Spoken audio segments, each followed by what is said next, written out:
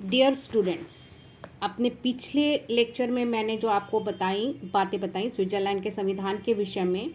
यह संविधान 1848 में निर्मित था, जिसमें संघीय सभा को 2 सदन दिए गए थे, राष्ट्रीय परिषद और राज्य परिषद। इनके विषय में आपने मेरे पिछले लेक्चर में सुना। और अब जो स्विट्ज़रलैंड का नया संविधान बना है, उसमें संघीय व्यवस्थापिका का नाम रखा गया है संघीय संसद या फेडरल पार्लियामेंट। और इस संघीय संसद के अब 2 सदन हैं, प्रतिनिधि सभा और सीनेट। प्रतिनिधि सभा या हाउस ऑफ रिप्रेजेंटेटिव को निम्न सदन यहाँ कहा जाता है और सीनेट को उच्च सदन कहा जाता है। अब मैं आधुनिक समय में, आज के समय के मुताबिक मैं आप लोगों को प्रतिनिधि सभा house of representatives of Switzerland के विषय में बताने जा रही हूँ। सबसे पहले हम प्रतिनिधि सभा या हाउस ऑफ रिप्रेजेंटेटिव्स के रचना को लेते हैं। संविधान के अनुसार प्रतिनिधि सभा के सदस्यों की संख्या है अब 200। प्रत्येक कैंटन एक निर्वाचकीय जिला है और प्रत्येक कैंटन के द्वारा अपनी जनसंख्या के आधार पर प्रतिनिधि सभा में भेजे जाएंगे। साथ ही प्रत्येक कैंटन का कम से कम एक प्रतिनिधि सभा में अवश्य ही होगा। जनसंख्या के आधार पर प्रतिनिधित्व की व्यवस्था होने के कारण बर्न और प्यूरिच जैसे बड़े कैंटनों के द्वारा प्रतिनिधि सभा में 32 और 31 प्रतिनिधि भेजे जाते हैं, लेकिन छोटे कैंटनों में एक ही प्रतिनिधि भेजे जाते हैं। इसकी चुनाव प्रणाली के विषय में अब हम देखते हैं, और यह बिल्कुल उसी प्रकार से है, बस इसका नाम बदल दिया गया है। और इसकी जो चुनाव प्रणाली है उसमें स्विट्ज़रलैंड में अब 18 वर्ष से अधिक आयु के प्रत्येक स्विस नागरिक को मताधिकार का अधिकार प्राप्त है। और विशेष बात यह है कि स्विस नागरिक जिसे मताधिकार प्राप्त है, प्रतिनिधि सभा, संघीय सरकार या संघीय सर्वोच्च न्यायालय की सदस्यता प्राप्त कर सकता है। इस संबंध में एक प्रतिबंध है, और प्रतिबंध यह है कि वह एक समय पर प्रतिनिधि सभा, सीनेट, संघीय सरकार या संघीय सर्वोच्च न्यायालय इनमें से किसी एक संस्था की सदस्यता ही प्राप्त कर सकता है। इसके अलावा पादरी और संघीय सरकार के कर्मचारी भी प्रतिनिधि सभा का चुनाव नहीं लड़ सकते हैं। प्रतिनिधि सभा के चुनाव प्रत्यक्ष रूप से व्यस्त मताधिकार, गुप्त मतदान और आनुपातिक प्रतिनिधित्व प्रणाली के आधार पर होंगे। यह है स्विट्ज़रलैंड की प्रतिनिधि सभा, हाउस ऑफ रिप्रेजेंटेटिव्स। और अब हम इसके दूसरे सदन, उच्च सदन के विषय में जानेंगे यहाँ के नए कॉन्स्टिट्यूशन के अनुसार। और ये दूसरा सदन है सीनेट। सीनेट की सदस्य संख्या है 46। स्विस परिसंघ के अर्ध कैंटनों और में से प्रत्येक सीनेट के लिए अपना एक प्रतिनिधि भेजता है, और 20 पूर्ण कैंटनों में से प्रत्येक के द्वारा 2 प्रतिनिधि सीनेट के लिए भेजे जाते हैं।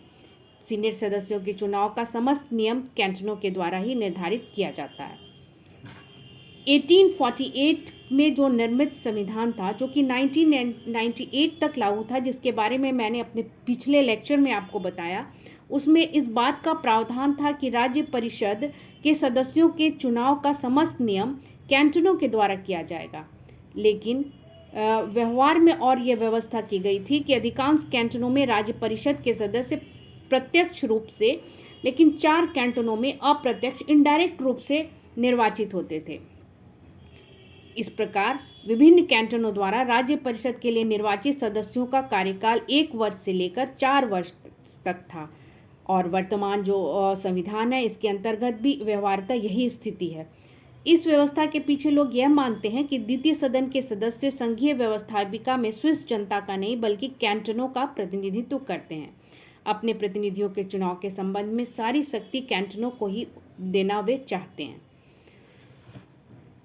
अब हम यह जान लें कि प्रतिनिधि सभा और सीनेट अपने सदस्यों में से अध्यक्ष और उपाध्यक्ष उसी प्रकार से चुनती है जिस प्रकार से राष्ट्रीय परिषद और राज्य परिषद में चुने जाते थे। प्रत्येक सदन अपने सदस्यों में 1 वर्ष की अवधि के लिए अध्यक्ष, प्रथम उपाध्यक्ष और द्वितीय उपाध्यक्ष का चुनाव करता है, और 1 वर्ष की अवधि के उपरांत उन्हें तत्काल ही दूसरे वर्ष के लिए नहीं चुना जा सकता है। इस संबंध में स्विट्ज़रलैंड की यह परंपरा चली आ रही है। अधिवेशन और विशेष अधिवेशन के विषय में बताते हुए यह लिखा गया है कि सदन के अधिवेशन नियमित रूप से होते हैं और कानून अधिवेशन बुलाने से संबंधित समस्त व्यवस्था निर्धारित करते हैं। संबंधित सदन के ये सदस्य संघीय सरकार से आग्रह कर सकती है कि सदन का विशेष अधिवेशन बुलाया जाए। कभी कभी सदनों की पृथक पृथक बैठक भी होती है और कभी कभी संयुक्त बैठक भी होती है। स्विट्जरलैंड के नए संविधान के अनुच्छेद 157 में यह व्यवस्था की गई है कि दोनों सदनों की संयुक्त बैठक कुछ कार्यों के लिए बुलाई जा सकती है, विशेष अवसरों पर बुलाई जा सकती है। और ये विशेष अवसर इस प्रकार से हो सकते हैं कि अगर संघीय सरकार के सदस्यों और अन्य पदाधिकारियों का चुनाव हो या फिर क्षमादान के प्रार्थना पत्रों पर निर्णय हो। जहाँ तक गणपूर्ति और निर्णय प्रक्रिया की बात है, गणपूर्ति के लिए सदन के बहुमत सदस्यों की उपस्थिति आवश्यक है और भाग लेने वाले सदस्य जो हैं वह बहुमत में होंगे। लेकिन संयुक्त बैठक में कुछ विषयों के लिए दोनों सदनों का अलग अलग बहुमत निर्धारित किया गया है। जैसे अगर कोई भी कानून अर्जेंट घोषित करना हो तो उसके लिए अलग बहुमत की व्यवस्था है, और अनुच्छेद 126 के अधीन अगर किसी विशेष भुगतान की व्यवस्था की गई हो तो उसके लिए भी अलग व्यवस्था की गई है। इस प्रकार स्विट्जरलैंड में अभी वर्तमान समय में दो सदन, प्रतिनिधि सभा हाउस ऑफ रिप्रेजेंटेटिव्स और सीनेट हैं, और वे अपने अपने कार्यों को करते हैं।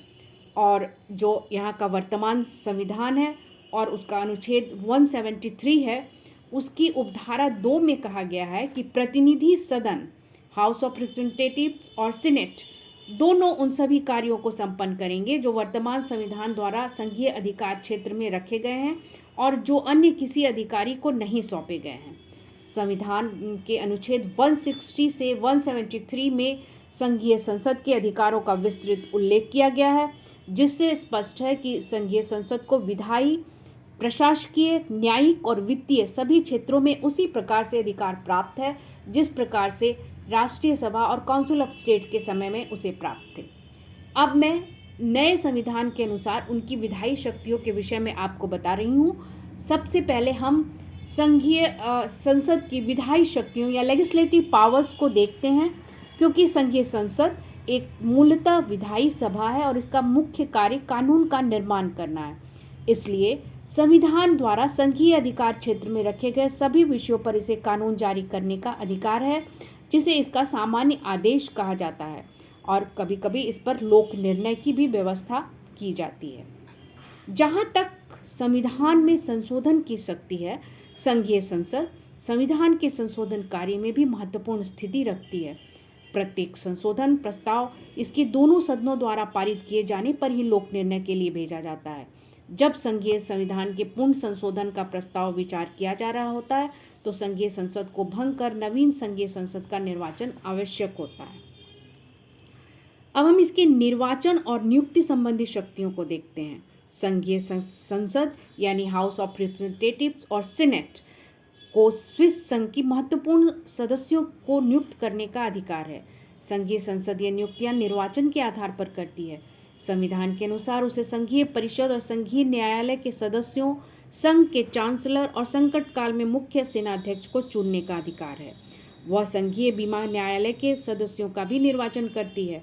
संविधान के अनुसार संघीय संसद को संघीय परिषद के अध्यक्ष और उपाध्यक्ष के चयन, संघीय न्यायालय के अध्यक्ष और उपाध्यक्ष के निर्वाचन और कुछ अन्य चुनाव संबंधी और पुष्टिकरण संबंधी अधिकार प्राप्त हैं।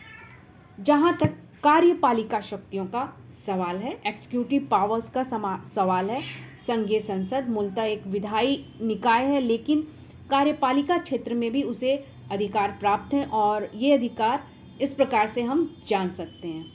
जैसे वैदेशिक संबंधों और अंतर्राष्ट्रीय संधियों के संबंध में उसे शक्ति अनुच्छेद 166 के अनुसार प्राप्त है।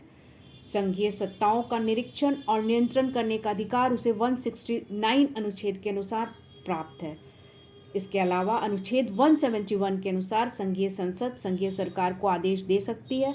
इस संबंध में विस्तार की बातों का निर्धारण कानूनों के आधार पर होता है। अब हम फाइनेंशियल पावर्स की बात करते हैं। संघीय संसद की फाइनेंशियल पावर्स की बात करते हैं और संघीय संसद की सबसे प्रमुख फाइनेंशियल पावर है बजट की स्वीकृति। संघीय सरकार जो बजट बनाती है उसे स्वीकार करना संघीय संसद का ही कार्य है। बजट के संबंध में इसकी स्वीकृति अंतिम होती है, क्योंकि इस पर अच्छित लोक निर्णय का कोई प्रतिबंध नहीं होता। कैंटनों से संबंधित भी शक्ति संघीय संसद को प्राप्त है। संघीय संसद को यह भी अधिकार होता है कि वह कैंटनों के संविधान और उनके संशोधनों की उचित जांच कर उन्हें स्वीकार करे। कैंटन विदेशों से जो संधियां करते हैं उन पर संघीय संसद का अनुमोदन आवश्यक है। अब हम जुडिशियल पावर्स या न्यायिक शक्तियों की बात करते हैं। वर्तमान संविधान के द्वारा एक संघीय सर्वोच्च न्यायालय की स्थापना की गई है, जो स्वाभाविक रूप से संघीय संसद की न्यायिक शक्तियां को कम करता है। फिर भी उसे न्यायिक शक्तियां दी गई हैं। न्याय के क्षेत्र में उसे कुछ अधिकार हैं, जिसका अनुच्छेद 173 में उल्लेख किया गया है। इन सारे कार्यों और अधिकारों के अलावा संघीय सरकार को अन्य कुछ कार्य भी सौंपे गए हैं, जैसे स्विट्जरलैंड की बाहरी सुरक्षा, स्वतंत्रता की रक्षा करना, आंतरिक सुरक्षा के लिए आवश्यक कदम उठाना और अध्यादेश या संघीय आदेश जारी करना, सक्रिय सैनिक सेवा का आदेश देना और राज्य की सभी गतिविधियों के आयोजन में सहायता देना। इस प्रकार जब हम संघीय संसद की कार्य और अधिकारों को देखते हैं तो हम यह पाते हैं कि स्विट्जरलैंड में संघीय संसद को बहुत अधिक शक्तियां और प्रदान की गई हैं और इसलिए स्विट्जरलैंड के संविधान में उसका स्थान बहुत ही महत्वपूर्ण हो गया है। और कभी कभी तो आलोचक यह भी कहते हैं कि संघीय संसद की स्थापना करते हुए स्विस संविधान के निर्माताओं ने शक्ति विभाजन के मर्यादापूर्ण सिद्धांत पर ध्यान नहीं दिया है और स्विस संघीय संसद को बहुत सारी शक्तियां प्रदान कर दी गई हैं। लेकिन व्यवहारतः ऐसी बात नहीं है।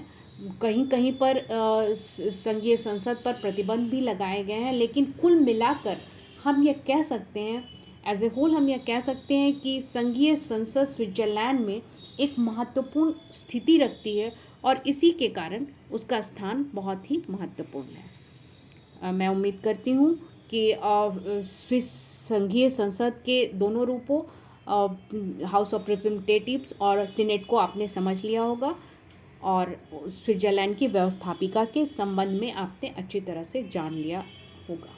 धन्यवाद।